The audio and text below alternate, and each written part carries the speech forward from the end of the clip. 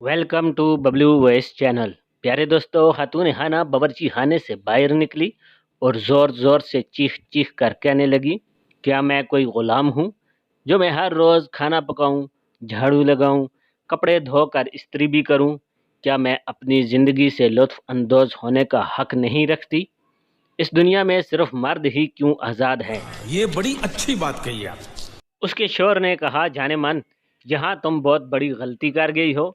तुमने मुझे आज़ाद मर्दों में कैसे शुमार कर लिया, जबकि मैं तुम्हारी हसीन जुल्फ़ों का असीर हूँ, तुम्हारी खूबसूरत आंखों का बेदाम ग़ुलाम हूँ। ये सुनकर वो शर्माते हुए वापस बावर्ची खाने में चली गई। मुश्ताक अहमद यूसुफी साहब लिखते हैं कि जब उनकी शादी हुई और रुखसती का वक़्त आया तो दुल्हन की माँ बहनें रोने लगी, मगर उनकी बेगम खामोश थी। उन्होंने अपनी बेगम से कहा कि आप भी रो लें, क्योंकि दुल्हन रुखसती के वक़्त घर वालों से जुदा होती है तो रोती है, मगर वो न रोई। फिर घर का दरवाज़ा आया।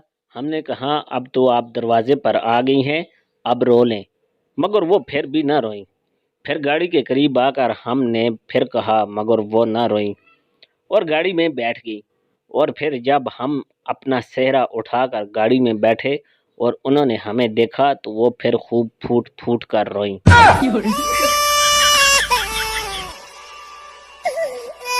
प्यारे दोस्तों, हफीज जालंधरी ट्रेन में सफ़र कर रहे थे। सामने वाली सीट पर एक साहिब मौजूद थे। हफीज जालंधरी मशहूर शायर थे। उनके दिल में तलब आई कि ये साहिब मुझे पहचान नहीं रहे, वरना खुश होते कि किस मशहूर शख्सियत के साथ सफ़र कर रहा हूँ। और कुछ देर बाद खुद ही मुखातब होकर तहारुफ की गर्ज से अपना नाम बताया, मेरा नाम हफीज जालंधरी है। ये सुनते ही वो साहिब सीट से उठे और गर्मजोशी से उनकी तरफ बढ़े। हफीज जालंधरी दिल में खुशी महसूस कर ही रहे थे कि उन साहिब ने गले मिलते हुए कहा, बड़ी खुशी हुई कि आप भी जालंधर के हैं।